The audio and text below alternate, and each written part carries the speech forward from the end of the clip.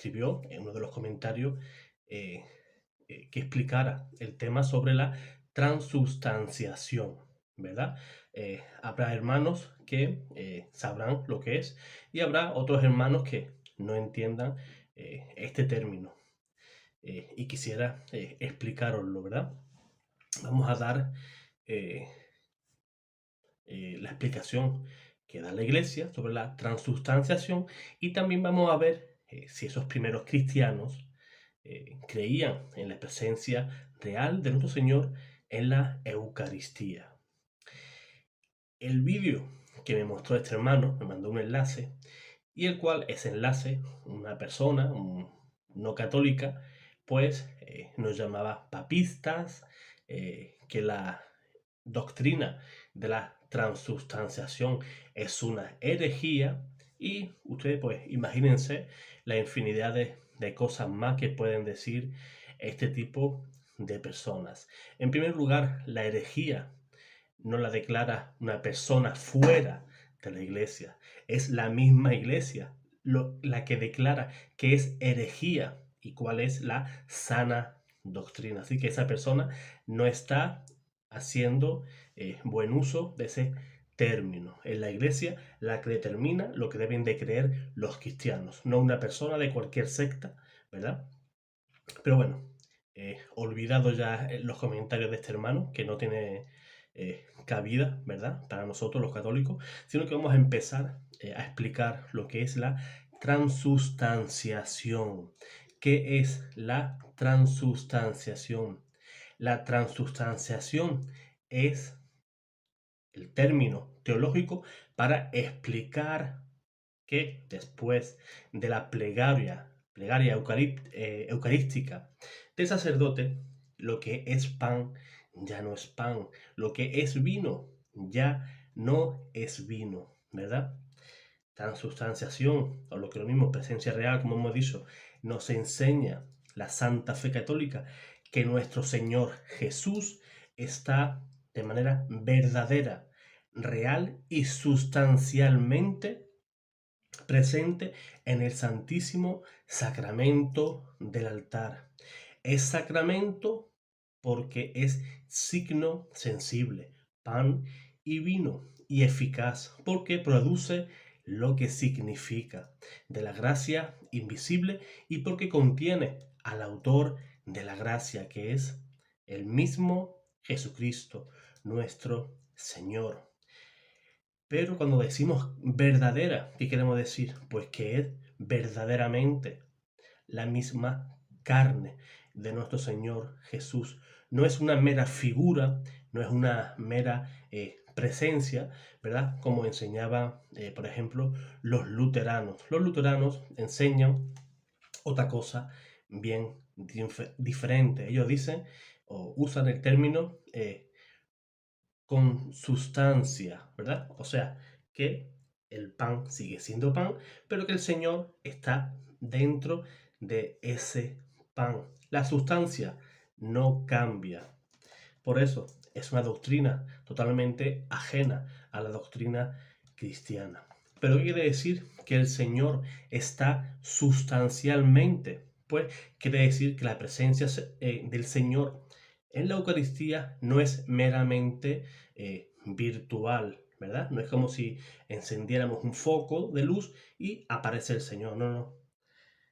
Es el Señor, el mismo ser de su cuerpo y sangre que el Señor asumió en su encarnación. No es otro Cristo, no es algo que se le parece, sino es ese mismo Cristo, el que anduvo por Israel, el que hacía milagros, el que se sacrificó por ti y por mí, esa misma carne. Ya en el Concilio de Trento nos enseña, vamos a leer el extracto de lo que enseña el Concilio de Trento. O sea, esto es magisterio. Si lo quieres creer, bien. Que no lo quieres creer, pues bien, ahí está la puerta para marcharte a cualquier secta. Dice el concilio, si alguno negare que el Santísimo Sacramento de la Eucaristía se contiene verdadera, real y sustancialmente el cuerpo y la sangre, juntamente con el alma y la divinidad de nuestro Señor Jesucristo, y por ende Cristo entero, sino que dijere que sólo está en él como en señal y figura, o por su eficacia, sea anatema. Vean cómo la iglesia no se anda con chiquitas, ¿verdad? Lanza un anatema, o sea maldito quien enseña una cosa diferente. La doctrina que recoge el catecismo de la Iglesia Católica dice que Cristo Jesús, que murió, resucitó, que está a la derecha de Dios e intercede por nosotros, está presente de múltiples maneras en su iglesia, en su palabra, en la oración de su iglesia, y allí también donde dos o tres reunidos, allí está Él también. En los pobres, en los enfermos, en los presos, en los sacramentos de lo que Él es autor, en el sacrificio de la misa y en la persona del ministro. Pero sobre todo está presente bajo las especies eucarísticas. El modo de presencia de nuestro Señor Jesucristo bajo las especies eucarísticas es singular. Eleva la Eucaristía por encima de todos los sacramentos y hace de ella como la perfección de la vida espiritual y el fin al que tienden todos los sacramentos. En el Santísimo Sacramento de la Eucaristía están contenidos verdadera, real y sustancialmente el cuerpo y la sangre junto con el alma y la divinidad de nuestro Señor Jesús y por consiguiente Cristo entero. Esta presencia se denomina real, no a título exclusivo, como si las otras presencias no fuesen reales, sino por excelencia, ¿verdad? Porque es substancial y por ella Cristo, Dios y hombre se hacen totalmente presente. De tal modo que nuestro Señor Jesús está presente en la Eucaristía con el mismo cuerpo y sangre que nació de la Virgen María, el mismo cuerpo que estuvo pendiente en la cruz y la misma sangre que fluyó de su costado. ¿No es esto maravilloso? ¿Te piensas ir a otra iglesia sabiendo esto? Yo no me iría. Nuestro Señor se hace presente por la conversión del pan y el vino en su cuerpo y sangre. Esa admirable y singular conversión se llama propiamente transubstanciación, no consubstanciación, como por ejemplo, ya dijimos un poquito antes, le llaman los luteranos, ¿verdad? Consubstanciación. ¿Qué dicen ellos? El pan y Cristo viene, ¿verdad? Y se introduce en el pan, pero no hay ningún cambio en la sustancia. Eso es totalmente ajeno a la doctrina cristiana. Se dice admirable porque es un misterio altísimo, superior a la capacidad de toda inteligencia creada. Es el misterio de nuestra fe, el misterio de la fe católica. Se dice singular porque no existe en toda la creación ninguna conversión semejante a esto. En la transubstanciación, toda la sustancia del pan y toda la sustancia del vino desaparecen al convertirse en el cuerpo, en la sangre, en el alma y la divinidad de nuestro Señor Jesús. De tal manera que bajo cada una de las especies y bajo cada parte, cualquiera de las especies, aunque se cayera un fragmento de la hostia al suelo, ese pequeño fragmento contiene a Cristo por completo. Cristo no se divide. No es que se cayó un trocito de la Sagrada Eucaristía y se cayó el brazo de Cristo. No, no, no. Cualquier fragmento contiene verdaderamente a nuestro Señor. Fíjense, por ejemplo, en la hostia de consagración del sacerdote. Es más grande que la del resto, ¿verdad? Pero ¿qué hace el sacerdote? Lo parte en 3, 4 trozos. Y no te está dando una parte de Cristo, sino que en ese trozo va Cristo por completo.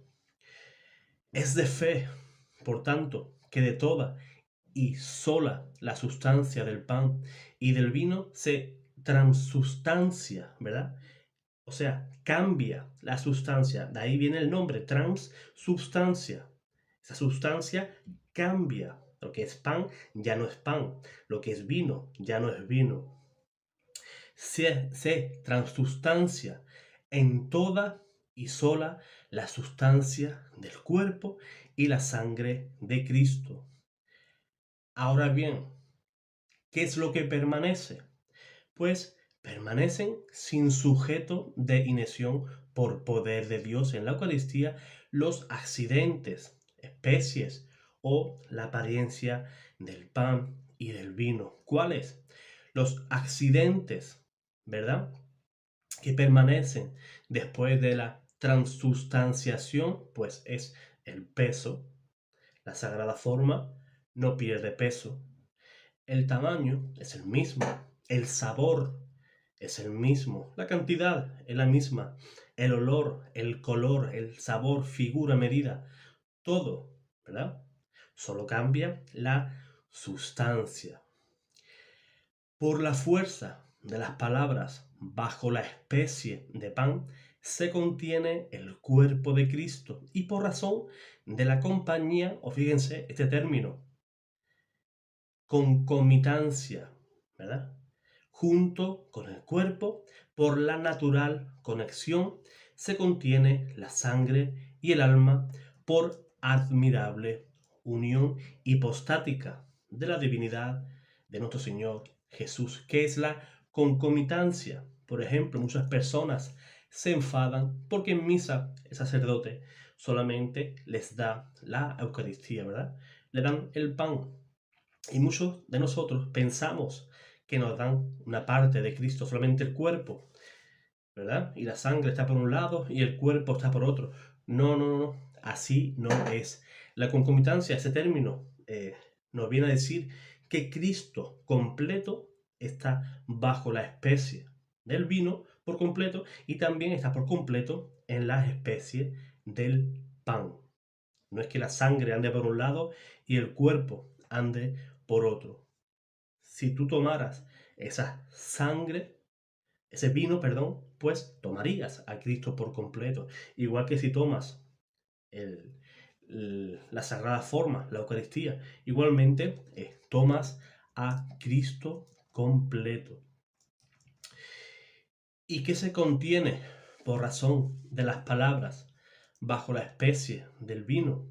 Por razón de las palabras, se contiene la sangre de Cristo bajo la especie del vino y por la razón de la concomitancia, como lo acabamos de explicar, junto con la sangre, por la natural conexión, también se contiene el cuerpo, el alma y por la unión hipostática toda la divinidad de nuestro Señor Jesús. Fíjense cuando el sacerdote hace la plegaria eucarística, ¿verdad?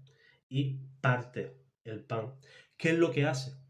Toma una pequeña partícula, ¿verdad? Del pan y lo deja caer dentro del cáliz. O sea, está uniendo lo que es el cuerpo con la sangre, ¿verdad? Está uniendo ese cuerpo con la sangre. El catecismo de la Iglesia nos enseña que mediante la conversión del pan y del vino en su cuerpo y sangre, Cristo se hace presente en este sacramento. Y los padres de la Iglesia afirmaron con fuerza la fe de la Iglesia en la eficacia de la palabra de Cristo y de la acción del Espíritu Santo para obrar esa conversión. Muchas personas dicen que los cristianos, ¿verdad?, de los primeros siglos, no creían en lo que creemos los católicos hoy, ¿verdad? Que ese pan y ese vino sean realmente el cuerpo y la sangre de Cristo. Y nos dicen, como en el vídeo ese que me envió el hermano, nos dicen cosas feísimas, ¿verdad? Como que somos, por ejemplo, caníbales. Pero llamándonos caníbales, yo ahora me recuerdo, ¿verdad? Esos primeros cristianos que eran acusados por el Imperio Romano de canibalismo, como hacen estas personas, sobre todo los testigos de Jehová, eh, nos atacan a los católicos porque dicen que nosotros somos como vampiros, ¿verdad? Derramamos la sangre, nos comemos la carne. Perdón.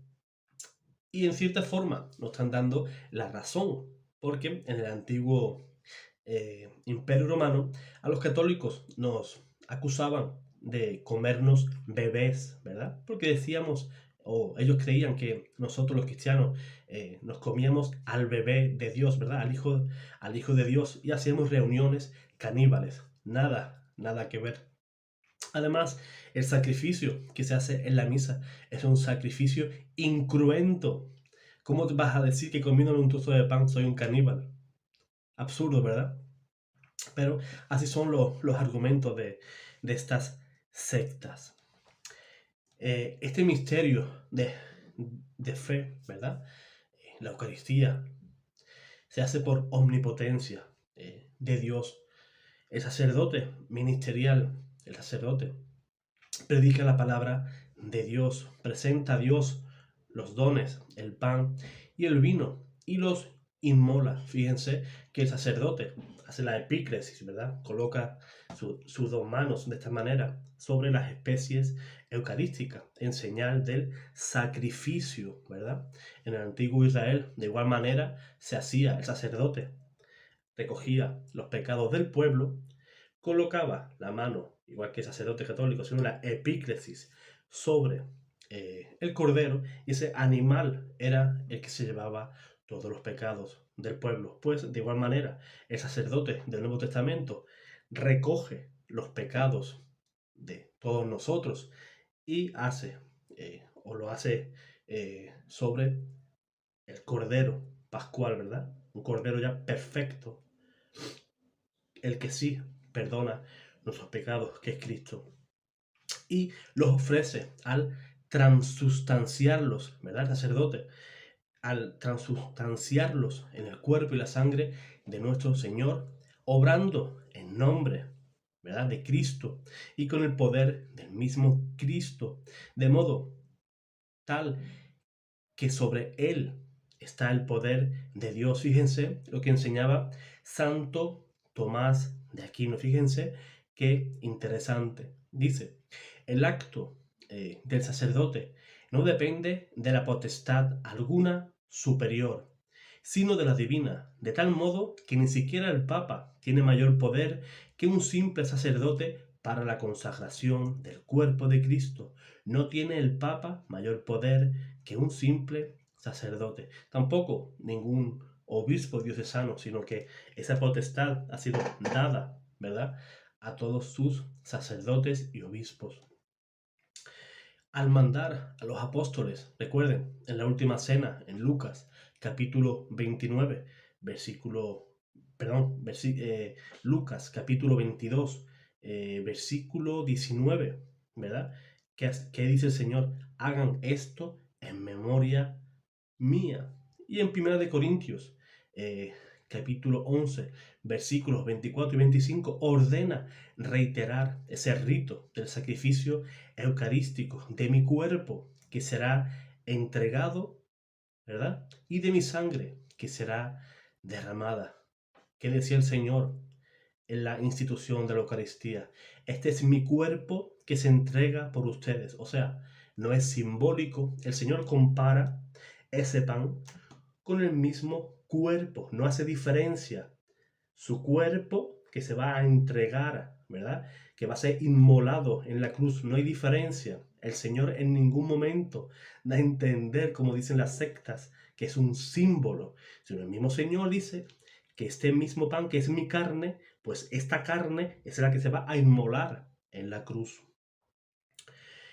Enseña el Concilio de Trento que Jesucristo, en la última cena, al ofrecer su cuerpo y sangre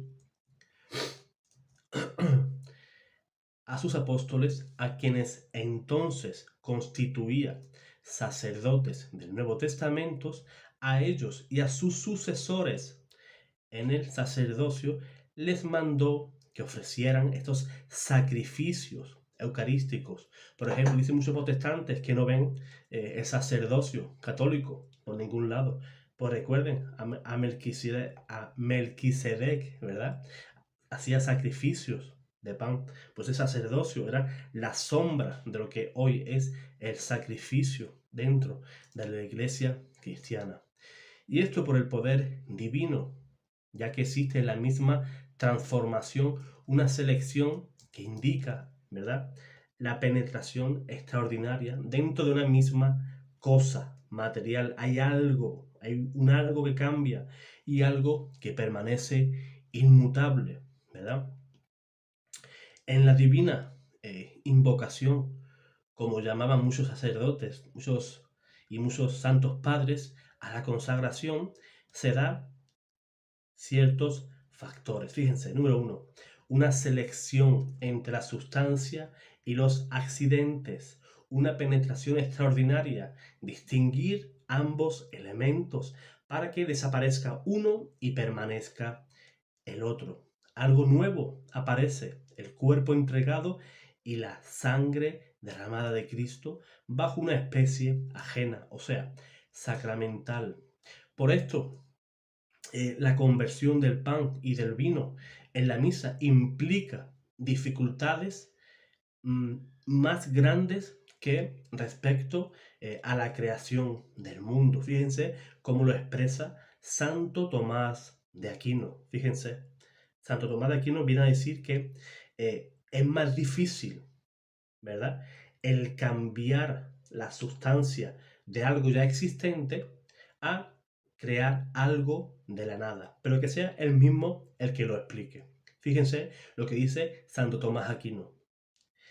En esta conversión hay cosas difíciles, hay cosas más difíciles que en la creación, en la que solo es difícil hacer algo de la nada. Crear, sin embargo, es propio de la causa primera, que no presupone nada para su operación.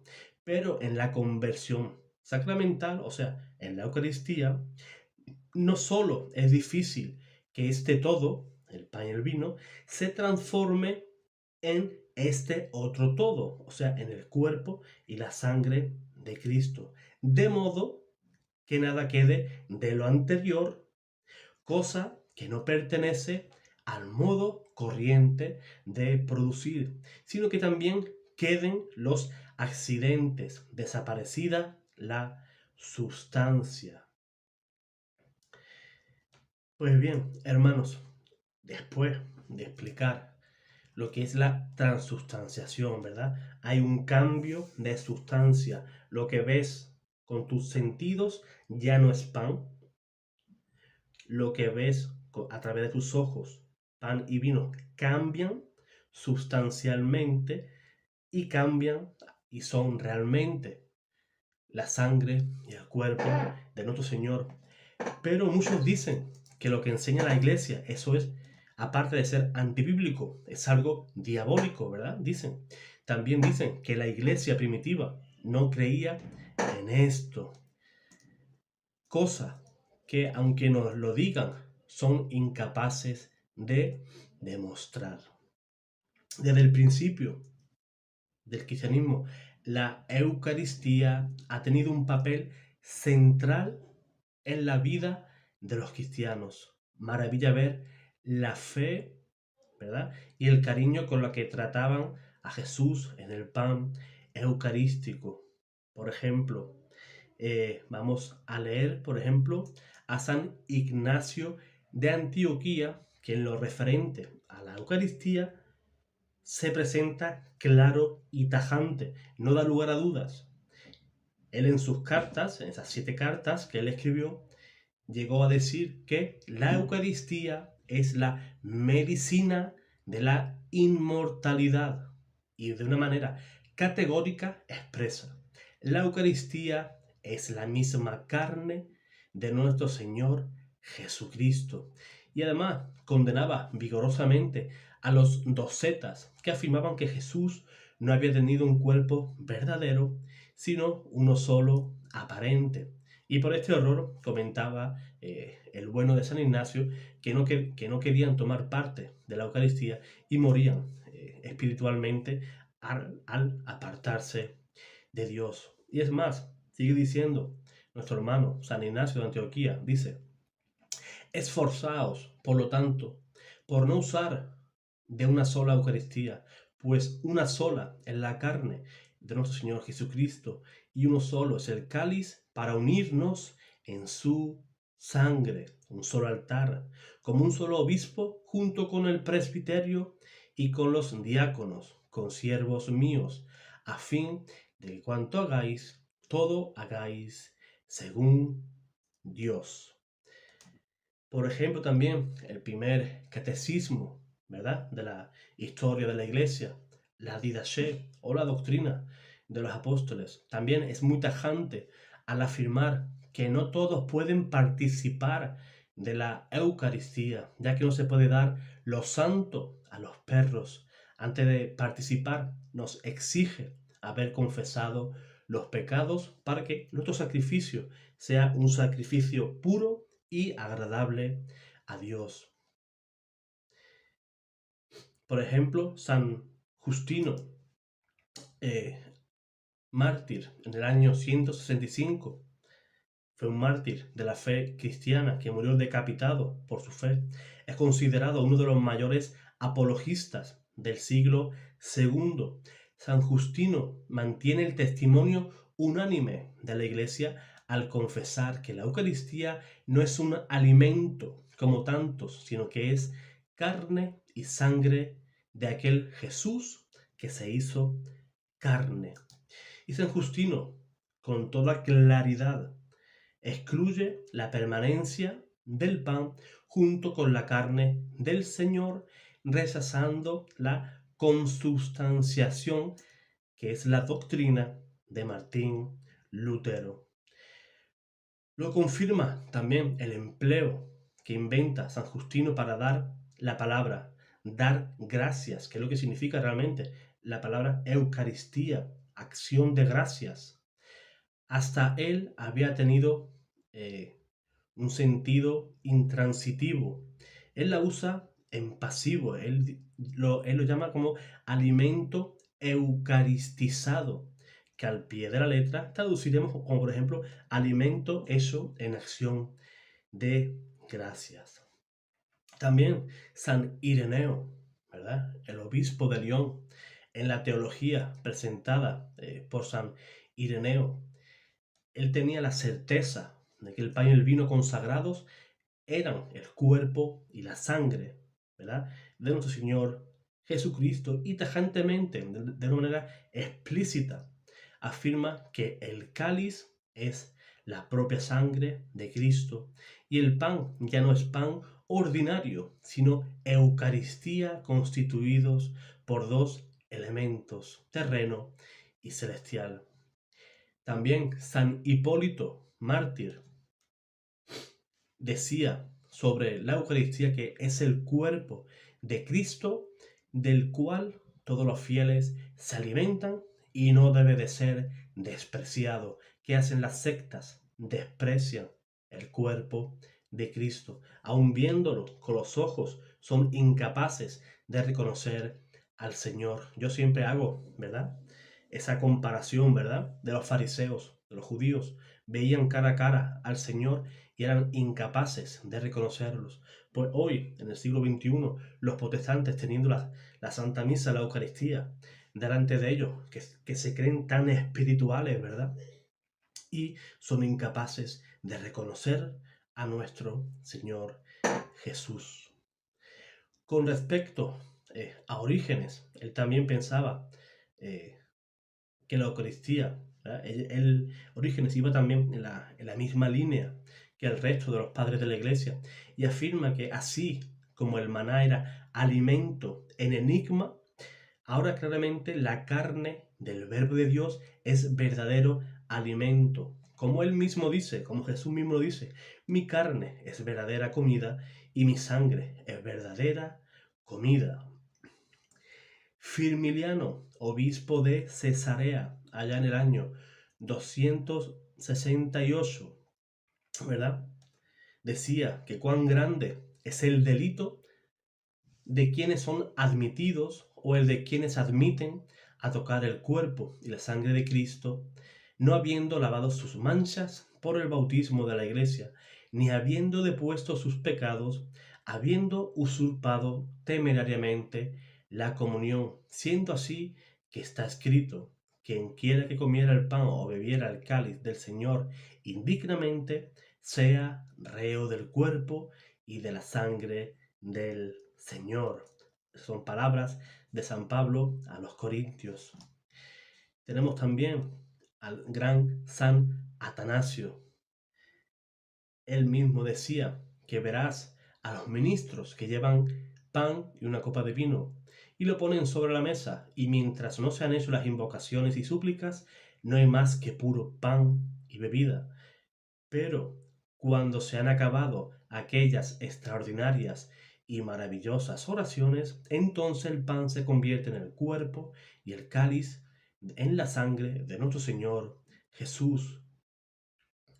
Consideremos el momento culminante de estos misterios, este pan y este cáliz. Mientras no se han hecho las oraciones y súplicas, son puro pan y bebida. Eso es lo que queremos nosotros los católicos, que después de que el sacerdote haya hecho la plegaria eucarística, después de esa plegaria, entonces, ¿verdad?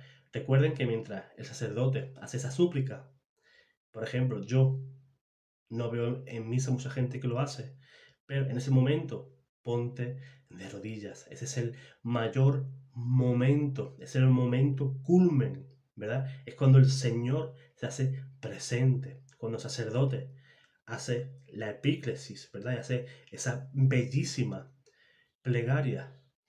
Tienes que caer de rodillas ante ese bellísimo misterio. San Cirilo de Jerusalén dice: sabiendo que Jesucristo asegura, hablando del pan, que aquello es su cuerpo, ¿quién se atreverá a poner en duda esta verdad? Pues si San Cirilo de Jerusalén viviera en nuestros días, vería a los protestantes blasfemar contra el cuerpo de nuestro Señor. Y sigue diciendo, e igualmente dijo después, esta es mi sangre, ¿quién puede dudar o decir que no lo es? Pues el bueno de San Cirilo no ha vivido para ver lo que estamos viendo tú y yo, hermano, que otras personas que se denominan cristianos, pues blasfeman contra el cuerpo y contra la sangre de nuestro Señor.